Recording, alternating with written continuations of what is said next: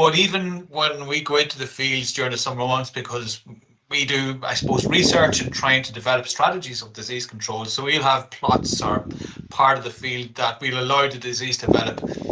Being honest, the speed at which it develops, it still puts the hairs in back of my neck standing to think that actually I know so much about this pathogen and I know so much about this disease, but equally its destructive power it's immense, and it really does catch you when the weather conditions are right for it, when the environmental conditions are right. It really is a devastating pathogen. So you described it as the #1 disease threat to potatoes. Yes, it is by far the way, and will continue probably to be. The concept of that one lesion will develop and you could have thousands of more spores developing from that lesion, and within another 5 days, it's just exponential. If it's allowed to develop, it can completely decimate a crop within 2 weeks.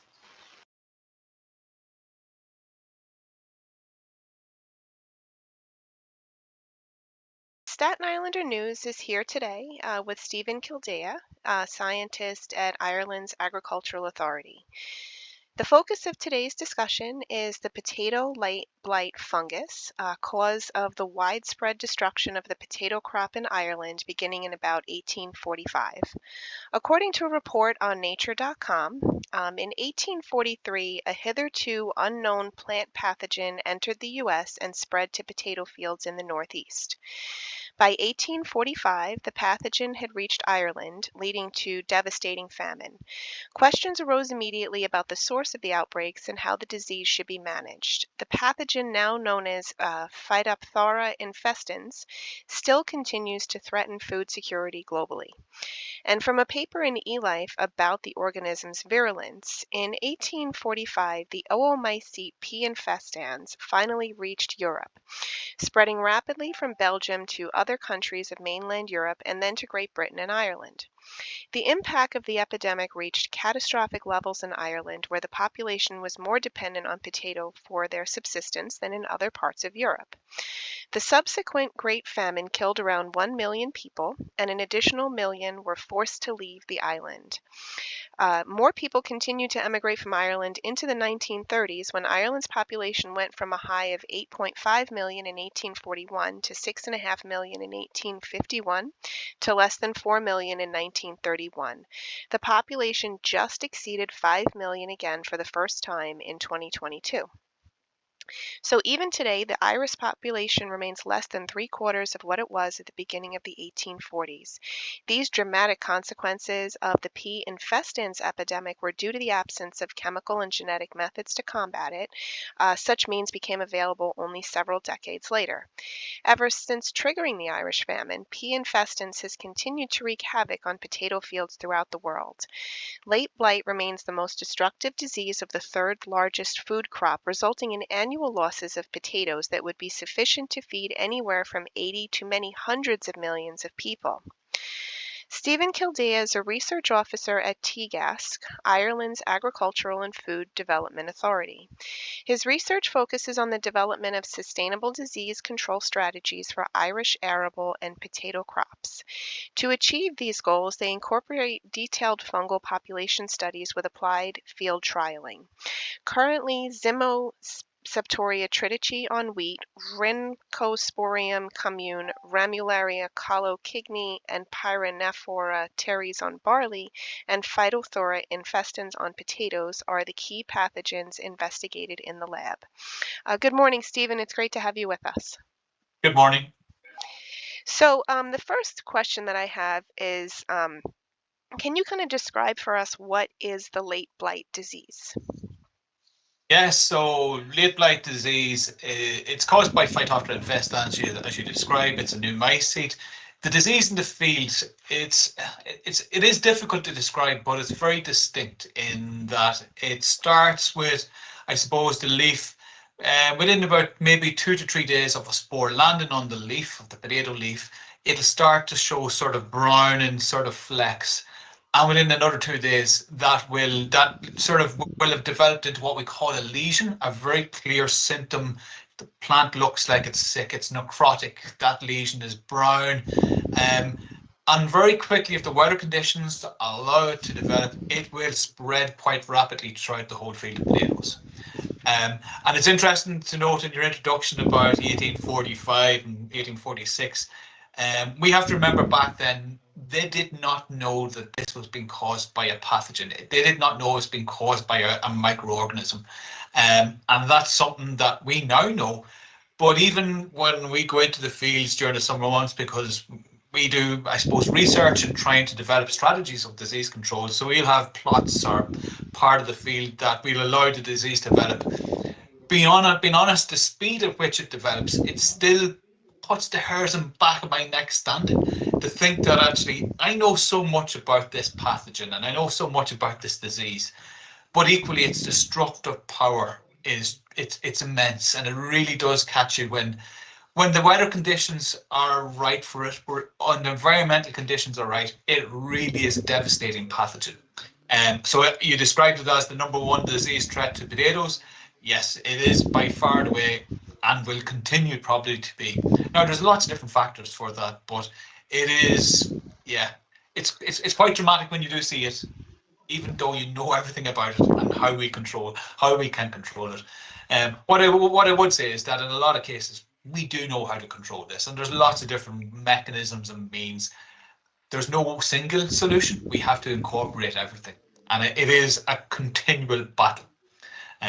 So in 1845, I can only imagine what people thought, being totally honest. Okay, cool. So my next question is, how is it different than other fungus and mold pathogens? So technically, it's not actually a fungus. It's what's called an oomycete. So it isn't actually a fungus. It's more closely related to almost like what's called a brown algae than actually your typical fungus that we think of a mold or things like that. So it's very different in that concept. Genetically, it has a different sort of system from that. So like ourselves, it can be, we can have two copies of the DNA, could be triploid, diploid, triploid, or even tetraploid, which means it can have up to 3 copies or 4 copies of the individual chromosomes and different alleles. So it is quite different. I suppose from all sort of microbes, if you want, fungi, bacteria, oomycetes in this case, there's going to be certain conditions that it thrives on. So like a lot of fungi that we would typically see, like those molds, it really sort of enjoys that humid type of conditions. Temperatures above 10 degrees, maybe up to about maybe 24, 25 degrees. They're really the optimum conditions. And similarly with a lot of molds, they like a little bit of moisture. It's not too much, but I suppose humidity is very important just to keep it moving and spreading and things like that. So although it is different, and though it is technically, it's not a fungus, a lot of its sort of traits and attributes will look and feel very much at home in the conditions that fungi will be at home. Okay, cool. Um, and so I was watching some videos yesterday, or actually the other day, about one of the weird things that people say about how to prevent it is to not water it from above, which is like that's what the rain does. So it kind of like, I guess after it rains, you want to shake it out or something. I don't know how they would deal with that, but I thought that was a very odd method because I'm like, well, you can't stop the rain from happening. No, you can't stop the rain, but and I suppose that's where I suppose late blight is really at home in Ireland. Unfortunately, is that there's going to be a good chance that during the summer months there will be rain. But if you're in a situation where you don't get a huge amount of rain, and you still want to grow potatoes or tomatoes, that actually if you're continually keeping the leaf wet and allowing leaf wetness and allowing humidity to build up there, as I said, they're the conditions that actually this pathogen will thrive in. So if you can avoid that, in a scenario, if there is a possibility of avoiding that, then actually avoid it as much as is feasibly possible. I know when you get into a commercial sort of situation, that'll be very difficult.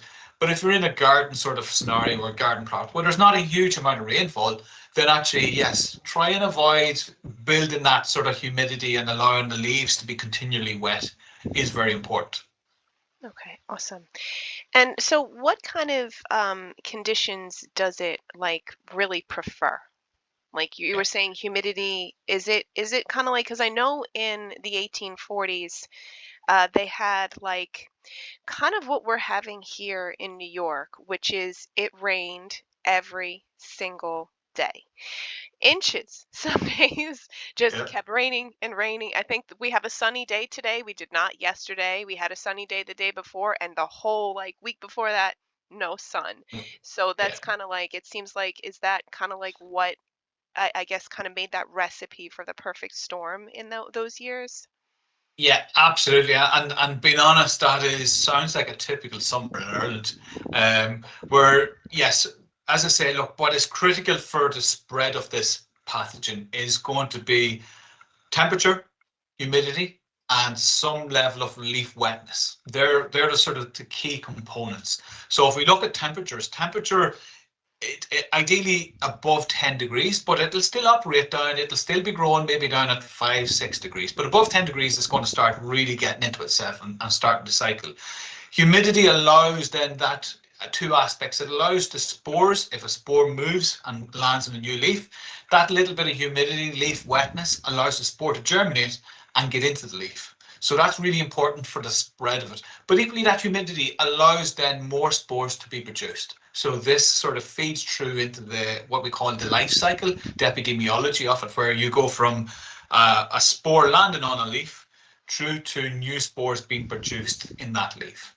And they're the critical, what really reduces that time or the period between the spore landing and new spores being produced are those conditions. So temperature, humidity are really going to be critical there. And when I talk about humidity, we're talking about probably above 90% humidity. So it's that sort of really heavy sort of feeling where, and if you think about it, that's the sort of what you might get through a summer month in Ireland, where it's 1 minute it might be sunny, and the next minute it might be raining. The next minute after that it might be sunny, and therefore you're getting this continual cycle of high humidity with enough leaf wetness and enough rainfall to allow these spores to move around and germinate. So those are the conditions.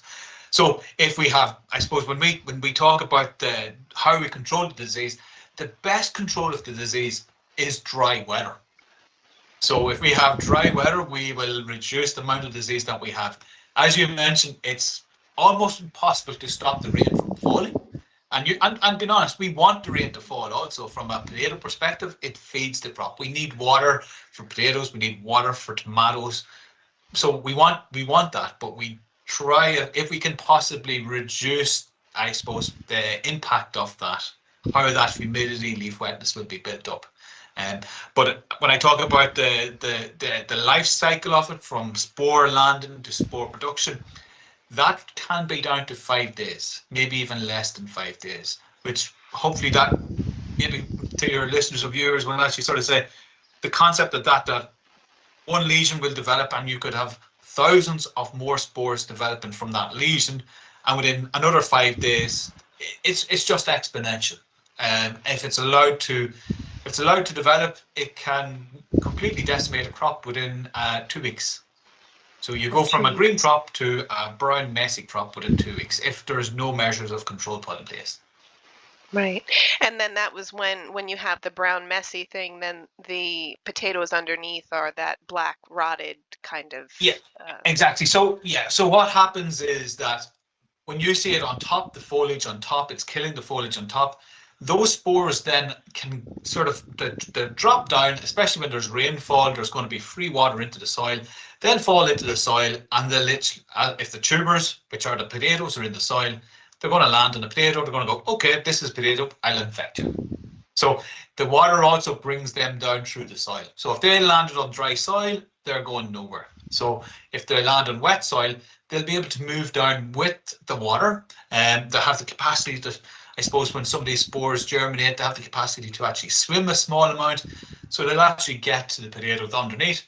And it's not until you harvest the potatoes that actually you realise that potentially some of them are rotten.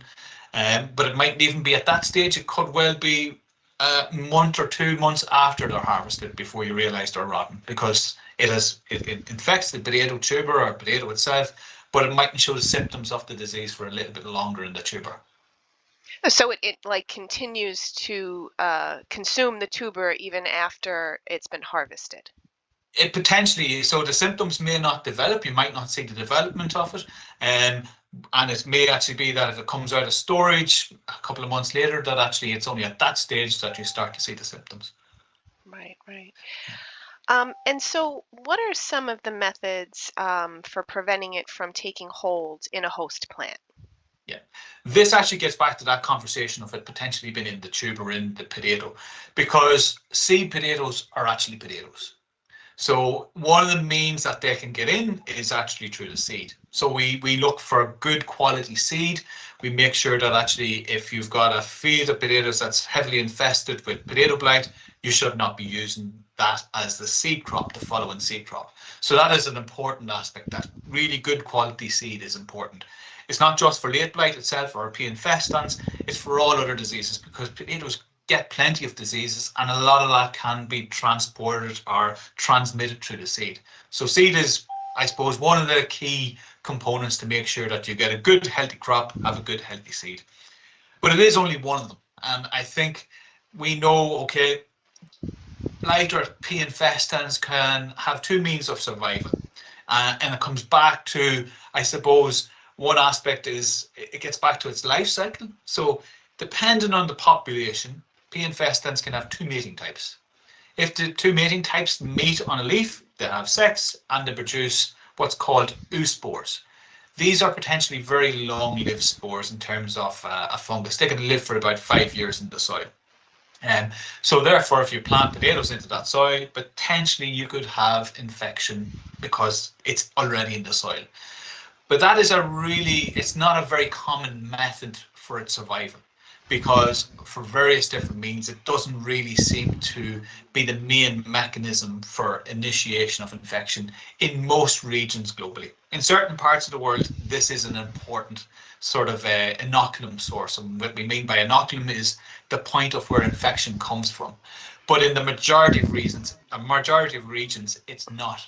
The majority of regions, it's actually the asexual spore, so the clonal spore that is being produced. So it's basically reproducing itself continually.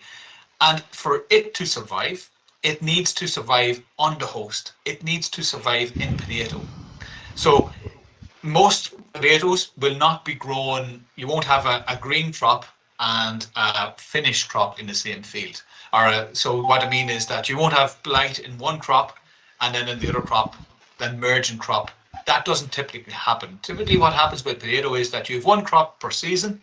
So you plant in springtime and you harvest at late autumn. And then there's a period for nothing really grows. So for that to survive, it must survive in the host. And that is going to be in a tuber or in a potato, which I mean is potato. And therefore, as I say, seed is important. But tubers of potatoes can survive other ways. And they can be, if you think about it, a potato you buy in a shop is generally a fairly uniform size of potato. But actually, if you go into the field and harvest, you might actually find some very, very small potatoes that don't get picked up by the harvester. They're what we call volunteers or groundskeepers, because they potentially can survive between the crops. And therefore, if there's a new crop emerges close by next year, then this tuber could also emerge carrying the disease. So it's a new point of infection, what we call a volunteer, allowing that green bridge, allowing the inoculum to survive from one season to the next. Equally, when we harvest, there's going to be tubers potentially that have late blight. They won't go into store, they'll be graded out, so the farmer will actually look through the potatoes and say, that's one that I won't sell because no one wants to buy a rotten potato. They'll put it in a dump. And unfortunately, if that dump is not managed correctly, that can become an inoculum source. Okay, so that's from a farmer's sort of perspective. But if you then think about a gardener, equally, they're doing the exact same aspects. They're growing potatoes, they're harvesting what they want to eat. There'll be some small ones that they may not harvest. What happens then? Where are they discarded? Are they left in the plot? Are they composted? And equally, if there's potatoes, unfortunately, a garden gets blight. Some of the potatoes may have blight. They're discarded. how are they managed? Are they allowed to develop, or are they composted? So by composting and getting rid of it, you get rid of the potential inoculum source. If it's just a discarded and it's at the edge of the plot and allows to develop new potato leaves next year, it potentially will carry the disease from the tuber or from the seed upwards into the plant, and therefore you start the whole cycle again. Now, it's a very elaborate sort of way of how the disease cycles, but it is that because from a control method, we know where that inoculum is going to come from. In most instances, it's going to come from the previous year. It's going to come from either those volunteers in fields, those discards in piles, or in some cases potentially seed crops, and they're the tubers from the previous year also. So if we know that, then we can manage each one of those to try and delay the outbreaks, delay the development of the disease. Awesome. So, and this is a disease of both potatoes and something else, right? It also can infect, I think, oak trees or something like that, or is it just the potatoes and tomatoes? So potatoes, tomatoes, there are some wild Solanaceum sort of species, and like the nightshades, hairy nightshade and things like this. I think that the aspect that comes from the oak tree is probably, there was a view that around oak trees you had a higher level of disease, and it was maybe going back years ago, there was an association, oak must be increasing the disease or must actually host the disease. But actually it's probably, it's a lot simpler, in that the spores are airborne. So they will move in the air, not too far, maybe a couple of kilometers at most. Oak trees, you can imagine an oak tree and the wind is hitting the oak tree. So basically, wind carrying spores hit the oak tree. The spores don't continue on, they just settle to the ground, and underneath you will get the blight. And also underneath the oak tree, you've got more humid types of conditions. So it's not that actually oak is promoting the disease, it's just actually the conditions are being allowed to be met. Cool. And so what are some of the most effective methods for controlling its spread once it has taken hold in one or more plants in a garden or farm? Yeah.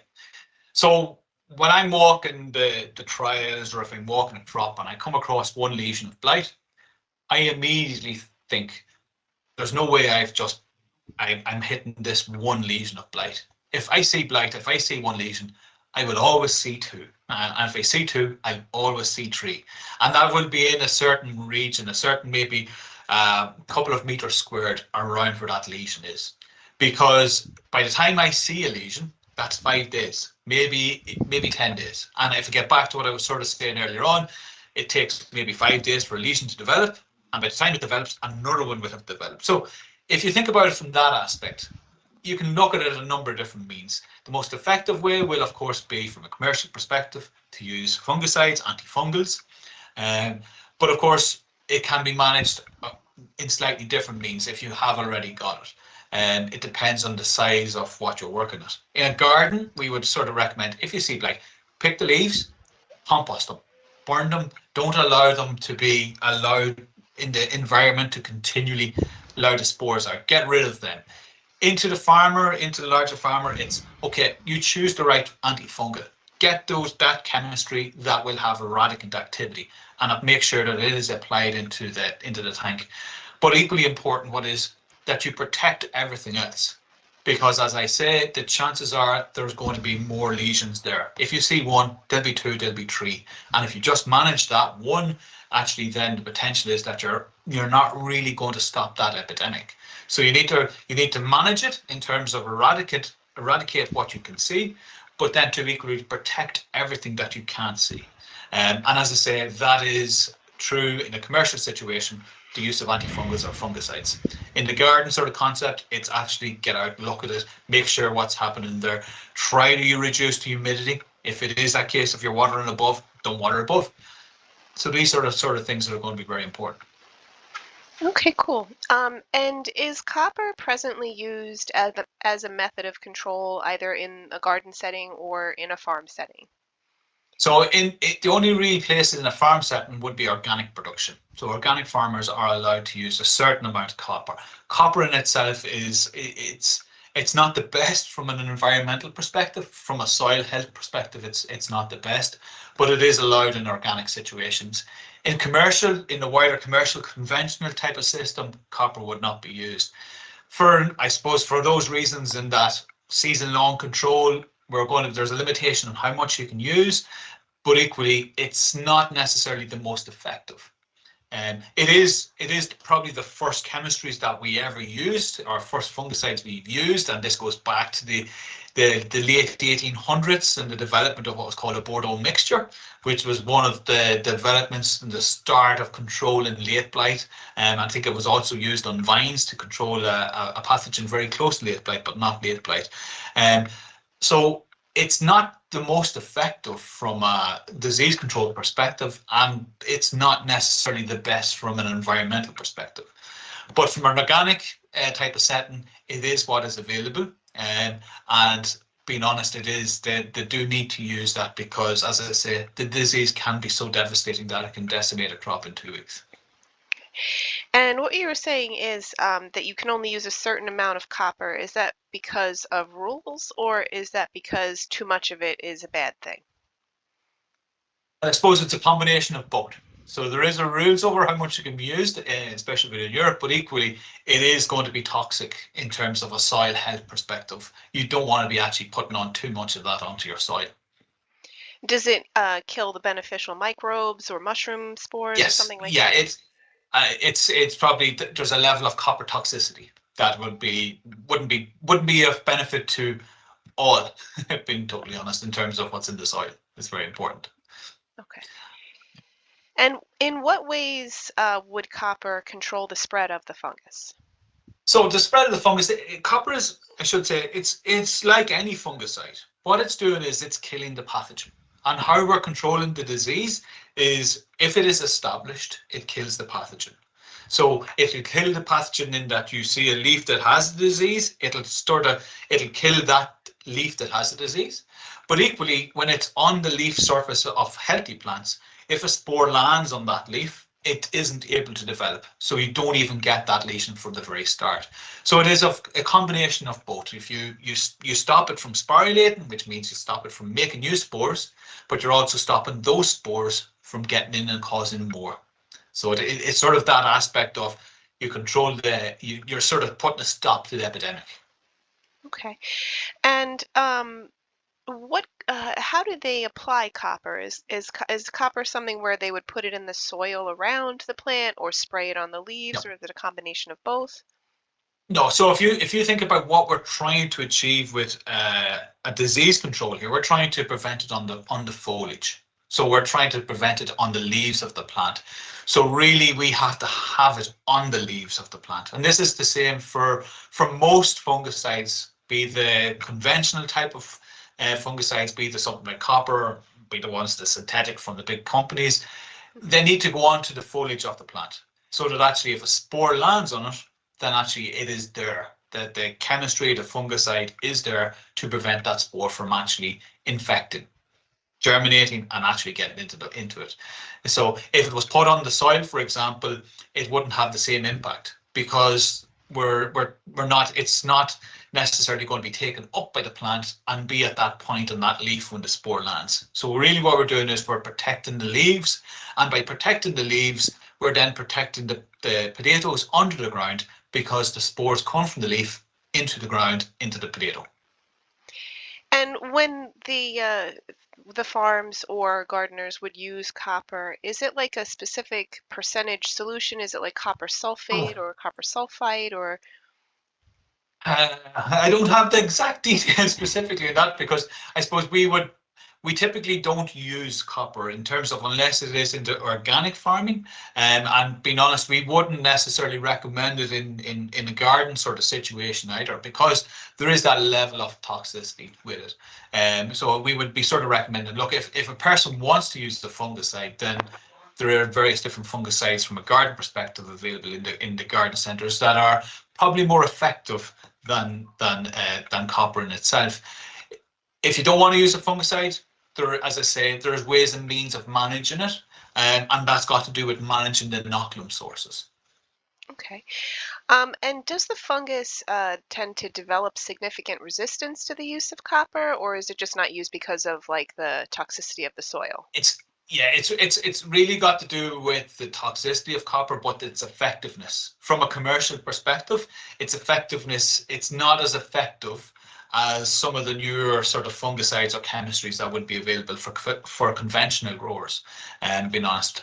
Um, in terms of developing resistance, I don't know of any cases that phytophthora infestans has developed resistance to copper, but it has the ability to develop resistance because we know from our conventional fungicides that it has developed and quite effectively can develop resistance. So I wouldn't be surprised if there was continual use of copper that actually it could well develop resistance to that. To our conventional fungicides, yes, that is something that we do battle every year, and more increasingly so, because farmers typically in Ireland could be applying up to maybe 15 fungicide applications a season. So they do need to manage that because the pathogen is so adept at mutating and changing, that actually we do have to be able to manage that accordingly. Okay. And so are there other treatment methods that are also employed that are sustainable and non-toxic to the environment, humans, and pets? Simply, the most effective method would probably be varietal. So choosing what variety of potato to grow. There are some potatoes that will be able to resist blight very, very effectively. And I think in a lot of situations, in the garden type situation, that's a prime sort of slot where actually, look, yes, we don't necessarily want to have chemical interventions. Then we can choose a variety. Be careful in what variety you choose to actually make sure that actually you won't get it because it's able to resist it. So that's clearly something that we would like to explore in even a more conventional sort of system. Tell a farmer what variety they should choose. There's limitation on the commercial farming perspective because they're limited by who they're selling the potato to. So it depends on the consumer. If we want to consume a certain type of chip or a crisp or potato from a supermarket, then we want that, and the farmers have to fulfill that sort of market. So they're limited to a certain extent by what they can grow. But definitely in a garden situation, I think, yes, variety and choosing the right variety that will be able to resist blight is very effective. But then I also get back to exactly at the very start of our conversation where we spoke about inoculum sources. We spoke about where is the disease coming from. These are the really important tools to control late blight. We call this integrated pest management, or IPM, because you're integrating the different control mechanisms. So I'm talking about taking the variety resistance, what the potato genetics is. We're talking about the seed, how good my seed is. I'm talking then about, okay, we're managing my agronomy, how I grow the crop, where I grow the crop, management of the sources, management of the dumps, the previous last year's crop, all these sort of things, and integrating them all together is vitally important. This is from the large scale farmer down to the gardener, because it's equally important that all these measures are put into place. I think from our perspective, we work with farmers, and some of the questions that we get from a farmer is, what can I do about the gardener, my neighbour that has a garden of potatoes and he doesn't manage late blight on it? And I think that's important, not just from the farmer's perspective, but it's equally important from his neighbour or her neighbour to actually understand that what they're doing in their garden could have implications on how the farmer is trying to deal with the disease. Because the blight or P infestans doesn't differentiate between potato in a garden or potato in a big field of potatoes. So we need to manage it accordingly across all scales. Right. So when you were talking about the farmers who would apply like 15 times of fungicides in one season, they're doing that like from an airplane, right? That's the kind of thing you're No, talking about? no, Oh. no. In Europe, we're not allowed to use that type of. That's that was banned, I think, maybe 15 years ago. So Okay. it's all done from a tractor with a sprayer on the back. So they are driving through the field. And so in this instance where you would normally say you don't want any moisture on the leaves, the substrate of the pesticide is going, the fungicide is going to be presumably Quite water. right. I mean, Yes. it's not going to be like Yep. alcohol or something like that. No. No. So that it kind of like it has to be good enough of a fungicide to kind of overcome that additional Yes. moisture that it's going to be putting in there. Yes, and I think, being honest, a lot of the level of moisture that would be applied in that application is relatively low compared to a shower of rain. So it's not really, that wouldn't be the biggest issue. I should say, look, being honest, farmers don't want to apply these because it costs them quite a bit of money to do those applications. So they're trying to minimize the number of times they have to go through. And that's where I say they're going to take all those integrated steps. So they're going to use good seed. They're going to monitor, or they're going to scout their fields for blight. If there's no blight in their field, there's no blights in the surrounding environment, they may not treat. They're going to manage their cull piles or their dumps. They're going to manage their volunteers from previous years to try and minimize the risk. So basically, it's about risk management. They're going to try and minimize as much of that risk that is there to their crop. And their last resort is then going to be the application of a fungicide. Right. And what is the most commonly used method today in this, I guess, like kind of just monitoring the field? And is there a most commonly used fungicide, or are they using like a bunch of different ones, kind of like making a cocktail mix up or something like that?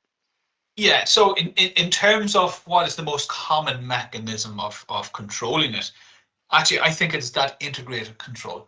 I think they have to include all mechanisms of control, being honest. So all of them have to equally be included. Be that varietal if they can use it, be that seed, be that management of previous crops, and of course then scouting it to see what disease is there, and then of course fungicides. In terms of when, okay, unfortunately they've done all those measures and still they detect some blight in the field, which is an inevitability, unfortunate. At some stage, if the weather conditions are right, they will detect some level of blight. What fungicide, or how do they measure it? How do they control it?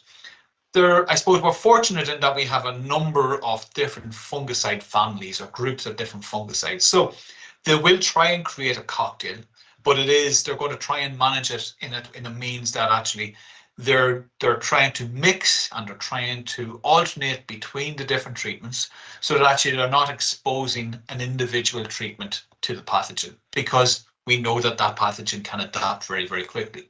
And that's similarly from a varietal perspective. It's not just fungicides that it can be developed resistance to.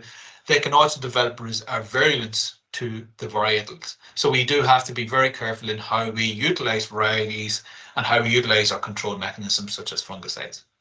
And this is why I continually go back to those mechanisms of where that inoculum is coming from, because that's why it's so key that everything is integrated.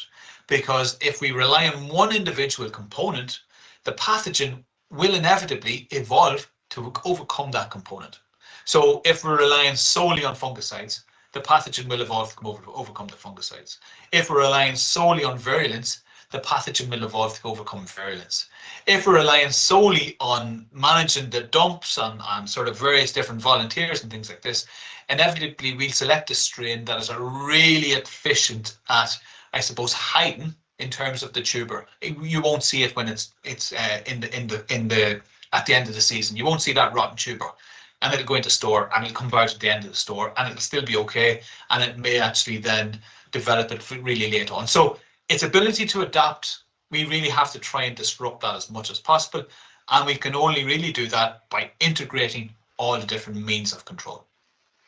Okay. And then, so you were saying that the effective remediation methods that were found to control this pathogen were in the late 1800s. And did they start with copper back then, or was it Yes. something else they discovered? So they did start with So copper. yeah, it was called the Bordeaux mixture. So it was a copper sulfate sort of solution. It would have been originally used for vines in controlling what was called downy mildew, which it's caused by Plasmophylla viticola, a different pathogen, but actually it's quite similar. So it's actually more similar to late blight than to different molds. So what was working against it, all of a sudden then it would say, well, maybe it'll work on potatoes because it's causing a similar sort of disease. Right. And at that stage, and I suppose that evolved. But I think it really, what really has developed or allowed us to develop disease control strategies is firstly understanding what causes the disease. And it really is not, it's about understanding the pathogen or the oomycete, the actual pathogen itself, phytophthora infestans. The more we can understand about it, the better then we can target our disease control strategies. So the Bordeaux mixture, original copper, it was actually, we're targeting the pathogen. Now we know that actually how the pathogen interacts with the potato, we can start to look at the genetics of the potato and say, okay, if we change our genetics slightly here, then the potato will be able to resist it. And similarly then from an environmental perspective, we know that, okay, above 10 degrees is going to start being important from it. Humidity above 90% or 88% are going to trigger that. Then we can actually look at our forecast, our weather forecast, and we can sort of start to predict and forecast when the conditions are going to allow for late blight development. And in that sort of scenario, we can then protect our crops and we can time our fungicides better so that actually instead of maybe using the 15 applications where we're prophylactically applying in preventative measures, we know where the key timings will be so that actually we get out before that rainfall event and we're protecting really the critical time point so that we can reduce the number of times that we need to go out with our fungicide interventions. And this all comes back to understanding the pathogen, what and how it interacts with its environment. I should say it's really like any sort of disease, be that a human disease, be it a plant disease, we need to understand the pathogenic agent and how it is interacting with its host and its environment. And what is called the disease triangle. So the disease being the pathogen, the host, and its environment, and how they interact with each other. Awesome. Yeah, so and actually one of the things when I was looking into this this week, I didn't know this came from America. I thought that that came from Europe and came to over here. I didn't even realize it was actually the other way. It must have come on the ships or something like that back to Ireland Yeah. and England and all the rest of Yeah. Europe, which also had the same situation. Yeah. So there's a belief that actually it came. So the exact roots are all up to a bit of discussion, but it originates somewhere in South America. That's more than likely in the high Andes or in Mexico. There's always a debate where it comes from, but I think it's probably looking more like the Andes. That may have moved up into the North America, and then from North America possibly back down to South America, and South America then over to Europe and across to North America again. But I think from a European perspective, it's believed that it came in on a boat that it had potatoes that were being brought in because there was other issues with potatoes in Europe and they were trying to improve the potato stock in Europe. So inevitably they brought in something that caused an awful lot of havoc. And unfortunately that moved across, I suppose, Western Europe within the space of about 3 to 4 months. And really, to some extent, it reflected how potatoes were growing, how society was at that stage, in that if it were to happen now, it may not happen as quick because we're more fragmented in our production systems. So back then, everybody was growing a certain amount of potatoes and every neighbor had it. So it just moved kilometer by kilometer by kilometer very, very quickly. So now it'll have to move maybe hundreds of kilometers, or at least tens of kilometers, if not hundreds of kilometers, to get another potato crop. It will still happen across a slightly longer period. But equally now we know when we see something that looks a little bit sick, we think, why is it making it sick? Is it a pathogenic agent?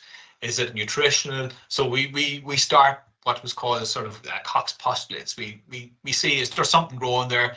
Does it, if we put that back onto the plant, is it causing the disease? So again, the more information that we've got, the better. But it is important to understand where it comes from, because if we can understand where it comes from, where its environment really is, then we can look at that environment and see how does it interact with its wider environment there. And if we look at South America, where the origin of potatoes is, then actually they still survive in terms of the wild. There's lots of potatoes there. So there must be some sort of an arms race or a mutual agreement, if you want, between those potatoes and blight, and then we can utilize that genetics and try and figure out, okay, why is the wild potato species down there able to tolerate it better? Can we use that genetics and bring it back into our commercial varieties? So it's really important to actually understand exactly where it came from, how it interacts in its true home, because everywhere outside of there is not its home. So Ireland is not a home for blight. It really does thrive. And it's an indication where you introduce something new into an environment where it's got no control, it just wipes everything out. But we can use that information as potato breeders and improving our varieties, as agronomists and understanding how it's interacting in its environment, and I suppose epidemiologists to understand how the disease is cycling there. So it's very important that we do understand how things have moved in terms of history. Right, right. And actually, it's really interesting that you said that they were trying to improve potatoes, because I don't know if you had heard about the American chestnut tree. We actually did an interview with the American Chestnut Foundation. There were more American chestnut trees in America than you could even count. They were everywhere, coast to coast. And now there's 10,000 left. Oh, Because what ended up happening was they were like, oh, we love the American chestnut tree, but we want to improve it. So let's bring over this oriental chestnut tree from either China or Japan. They think it's Japan, but they're not sure. And that brought a blight that decimated the American chestnut just inside out. It would just like come inside out of the bark. It would surround yeah, the bark and kill the tree just from halfway up. And they were yeah. as big as buildings too. Like they were gigantic, and they made so many nuts. They were like kind of like how the buffalo is a keystone All right. species. Yeah, yeah. They were a keystone species because they fed everything. They fed turkeys, ospreys, bears, every kind of animal you could think of. And then suddenly within 10 years, it was gone. Yeah. It was just, there were So no more chestnuts. yeah. So we do have to think about these consequences. Yes, absolutely. Yeah. Yeah, that's one of the things, like with importing all of these, non-native plants to different regions, you're bringing diseases too, and just you don't know it yet, in a lot of cases, because there have been so many times that that's happened in many other species too. Whereas the native plants would, they support different ecosystems and stuff. Then you bring in the non-native plants, and they just bring diseases, and they don't support the same amount of life. So it's kind of like, but back then nobody was thinking about the consequences, and this was like the early 1900s too. So it was like before we even realized that there were diseases, that what diseases were, and even in humans, Yeah. they didn't really figure out germ theory until like 1890 something. And hospitals used to be called, here in America, they used to be called the house of death, because you were most likely going to go there and not come out again. Yeah. Yeah. So and then I wanted to ask, has there ever been a repeat of the very wet weather conditions that were present in the late 1840s in Ireland that did contribute to the spread of this pathogen? Unfortunately, yes. It's yes. I suppose a typical Irish summer, if we have typical Irish summers now anymore, um, will be wet. I suppose that's reality. I think 1845 wasn't an overly exceptionally wet year, but 46 was a very, very wet year. Now, I've been working on late blight for about since I suppose maybe 15 years, and the one that springs out in my mind is 2012. We had an exceptionally wet year in 2012. But that said, last year was equally wet. So it's a case on look we get maybe, just to give you an example, April this year in where I'm based in Carlow, we had 80 mils of rain for the month of April, which is wet, and we're the driest part of Ireland.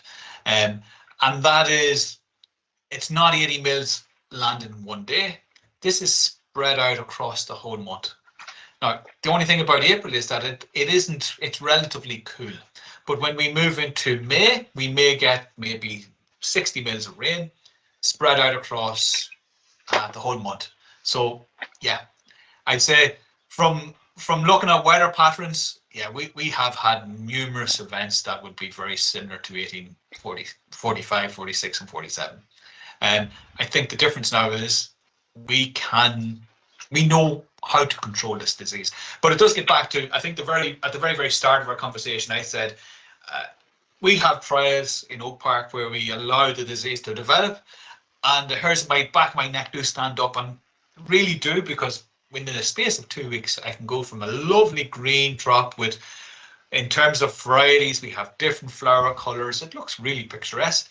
And then 2 weeks later, the whole thing is dead. And that really is a case of, yeah, I don't rely on potatoes for my food every day.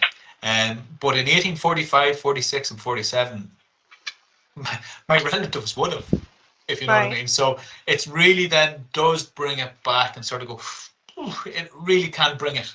And the other thing, now this is maybe for some people maybe that have had experience of walking through fields of potatoes that have blight, there's a very distinct smell of it in terms of when there's enough blight in the environment that actually there is a distinct smell. It maybe is a bit of rotten potato, but it's before those potatoes are very rotten, blight has a smell. And yeah, farmers and gardeners they will never get that. What I think in 1846, 47, that would have been, yeah, you could have got that walking through the countryside. I know when I go into my trials, I can sort of say, yes, I know there's blight even before I might be able to see it, because in some instances you get that sort of smell. So yeah, really can be, when we think back, yeah, it's 175 years, just over 175 years at this stage, but yeah, it's, as you say, it still has consequences, compensated by. Right. And would you say it's like a mildewy smell, or it has its own kind of Ooh, specific yeah, smell? it has its own, because it's an interacting with the potato. So it's probably more a potato. I wouldn't say a rotten potato type, but its interaction with the potato does give it a bit of a distinct. Now it's very subtle, so don't expect that if you go out and see 1 or 2 lesions on a smell you'll get it. It's not. It's more. It's quite a subtle sort of smell. Yeah. Okay. But So I think 175 years ago, yeah, you could have walked through the countryside and got that. yeah, You know. definitely. So what is most important to know about this disease, which affects both tomatoes and potatoes, and being a spore dispersed fungal type organism, it's always going to be in the environment. Yeah. So what would I say is the most important thing to know about it? That if you see it, you can't leave it. You have to manage it. That is because the speed at which it can develop and cause damage to the crop is that fast. So if you see it, you need to manage it. And the other thing is that we can manage it.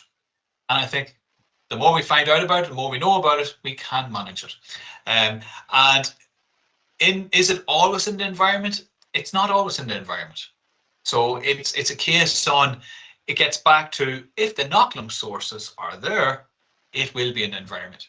If you manage those inoculum sources, it's going to be more difficult for it to be in the wider environment. So that's why I say integrated control, integrating all those strategies will make it more difficult for it to be there. Right, right. So, so this is not as much like, whereas with when I was talking to the American Chestnut Foundation, they were like, these are always floating around, because it's more of a mold than Yeah. a water-based kind of fungal organism. So in this Yeah. case, it's not like something where it's always just around in the environment. So it's a case on, if you grow potatoes and you don't take some measures to prevent the inoculum sources, yes, you will get it. It will be around. If you grow potatoes and everybody is in the environment taking the same measures, then it'll be more difficult for it to actually get going. Eventually, yes, eventually it will. When it's there, we won't be able to stop every inoculum source, but we can minimize it and we can delay the outbreak of the epidemic. So that's why it's really important to know where those inoculum sources potentially are. So are they the seed? Are they the dump? are they the volunteers from the previous year? Because if they're the inoculum sources, if we can minimize those as much as possible, then we minimize the amount of inoculum and amount of spores that will be in there. And if we can do that, then we can delay the epidemic from really taking hold. Oh, awesome. So that was all the questions that I had. Was there anything else that you would like to add about any of the topics that we had talked about? No, I think that covers, hopefully that covers a fairly in-depth of how we try to control, I suppose, what is quite a devastating pathogen if it is allowed to get out of control. And And I I know think, here, sorry, I know here in the US, a lot of more people grow tomatoes than potatoes. So I guess in that sense, it would be more of like that would be the concerning host plant for most people. Although I guess if you grow both, which you can, you can grow them yeah, right next to each other in a backyard garden, and then they can infect each other, or you have to control it.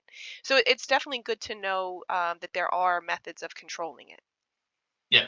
I think, look, I would say from a grower's perspective, yes, we would try to keep blight out completely. Um, from a gardener's perspective, it can be difficult in the wrong year, but then it's about managing it and not allowing it to really take off and damage your potatoes or our tomatoes.